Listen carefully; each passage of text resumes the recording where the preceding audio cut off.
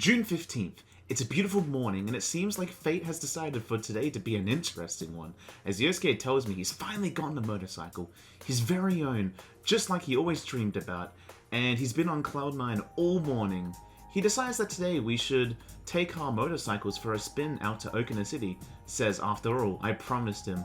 Playing along, saying, the close and personal plan, eh? He's happy that I remembered, saying, that's my partner. And let's put our let's use motorcycles to hit on city girls plan into action.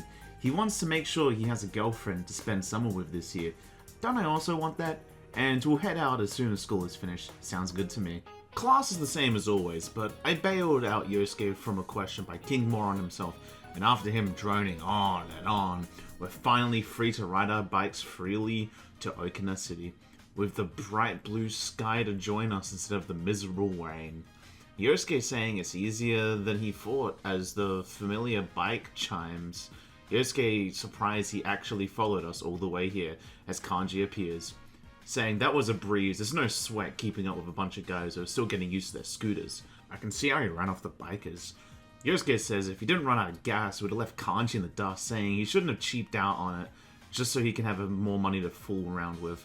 Kanji catches his breath, saying every time he comes here there's always a lot of people around.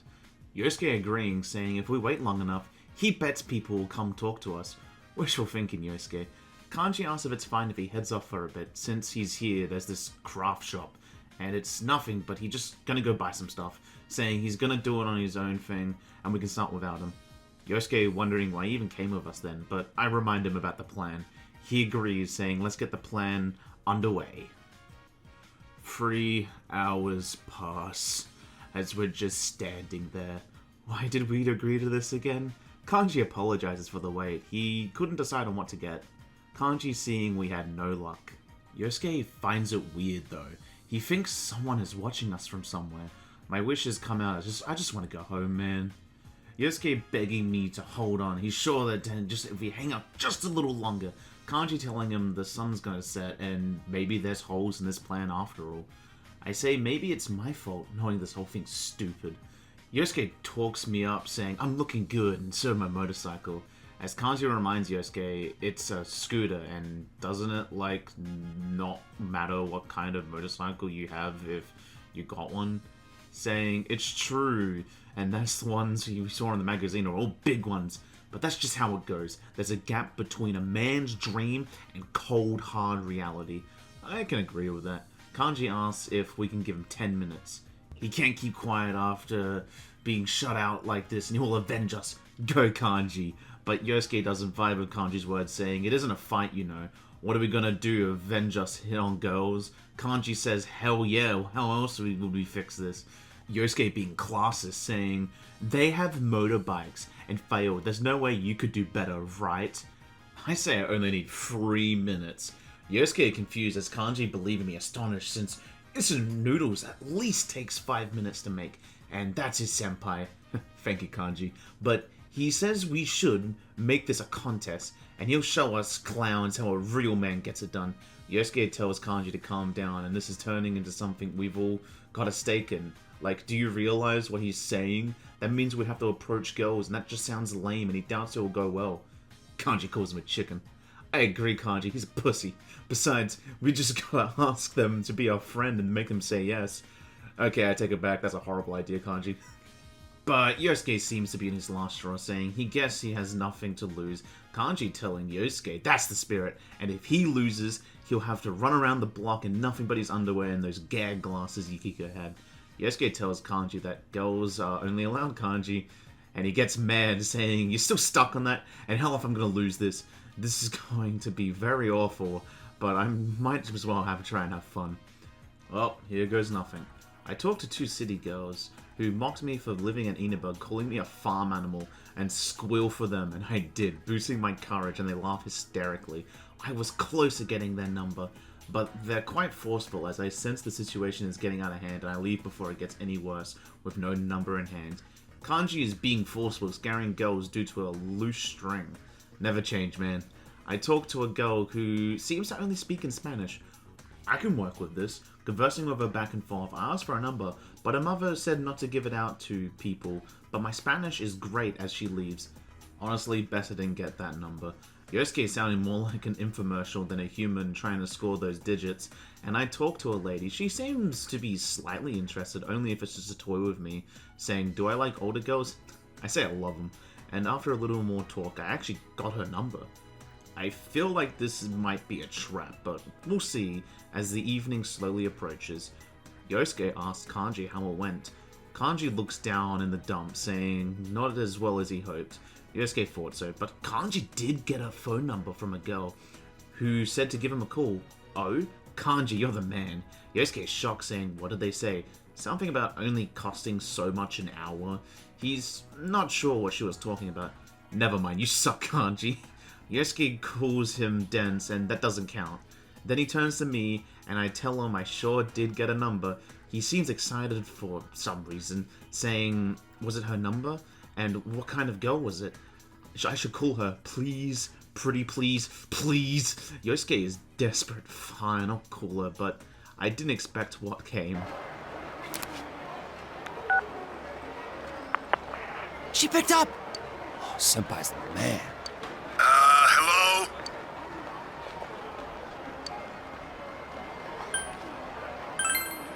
Oh, I get it. It's you, huh? You rat bastard! You're dead, shitbird! How dare you hit on my girl! I'll rip off your head and spit down your neck! You better not call again, got it? I could hear him from here. Is that dude for real? That was scary, but Yosuke is our last hope. Oh god, Yosuke is our last hope. Kanji says, did you pull it off, Yosuke? He proudly says he did. And it wasn't easy. She was crazy hot. He just had to push himself and talk to a sexy older woman. And it's time to give her a call. He hopes we're ready for this. Someone seems to answer as Yosuke tells them it's him. The person seems to know him from what I can hear, saying, yeah, it's the guy who asked her out on the motorcycle, and man, he can't wait. But how does she know his name? He didn't tell her. She tells him of course she knows. We go to the same school.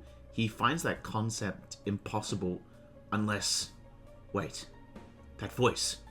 I couldn't get the rest, but he hastily hung up. I'm saying he's in deep shit. And did he call the wrong number? Giving it one more try, but it seems to go to the same person again, as he hangs up just as soon. Kanji wondering what the hell was that? It sounded like a fiend from the pits of the earth, and he could feel a chill down his spine. That's rude, Kanji, but Yosuke tells us we should forget this for our own sake. This number is dangerous, and it's better that we don't know what that was. I hear a voice. Oh god, Kanji's right. It crawled from hell. Yosuke backs up, asking why is she here? The countryside is no place for a girl like her, and she was taking a walk and she got a phone call. He's really into her, huh? And you want to go on a motorcycle date, huh? She looks at his bike and says if you want to ride that bad, then she'll go with him, jumping onto it, destroying it, as Yosuke's hope he falls down to the ground in shambles, crying out, my motorcycle! She wonders what's wrong with this motorcycle, it's broken. If Yosuke wants to take her out, he's gonna do better than that. The best girls don't go steady for nothing. You need to make an effort. She has a point there, as she leaps off the broken bike and walks away. Yosuke, downtrodden, wonders if he's cursed, and did he insult a gypsy? I say we should just go home, man, but he says it's easy for me to say that now that he has no way to get home. Kanji tells him he fought well, and he was moved by the whole thing, and to hop behind him, he'll take him home, safe and sound. Yosuke has no choice. Yosuke is forced to hug Kanji, saying, whoa, up close and personal. He gets it now. This was Yosuke's plan was all about. Yosuke shuts him down, saying he doesn't get anything, and he's freaking him out, and asks, isn't having two people on a bike against the law? But it's fine, just put an end to his suffering. Seems like Kanji won at the end of the day, but overall it was quite entertaining as I head home. During the night, it's Wednesday, meaning I can spend time at the hospital, but I decide first to pick up the Devil Arcana Persona to have an easier time to bond with the nurse, but I find a piece of paper on the floor. It seems to be a poem. I know she said not to read it, but... Seafoam, listen to my voice. My shouting, bellowing voice. Here I am, pouring my blood into my words, yelling at the very edge of the world. I am the Little Mermaid, unable to return. The Little Mermaid, faded to foam. The Little Mermaid.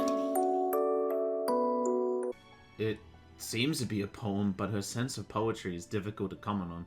But she seems to have come back in time to see that I've read her poem, trying to hide it, saying, it's not a poem, yeah. And it's her yelling at the edge of the world. She doesn't know what she's saying, the words just came out, and stupid, I hate you, jerk, I can't believe this. Don't read my things. She picks it up and wonders why it was on the floor though, but after that, I get what I came for and I head to the hospital.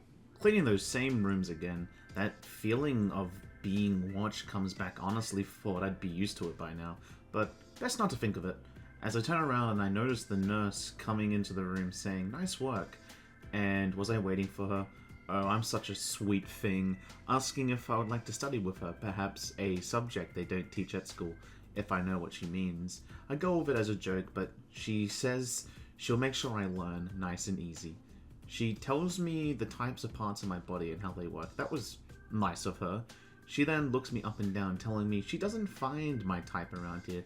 The kids over here are much simpler. All they see is the carrot dangling in front of their faces. Yosuke, I have some sort of secret deep inside me. The nurse smiles mischievously as her bond deepens.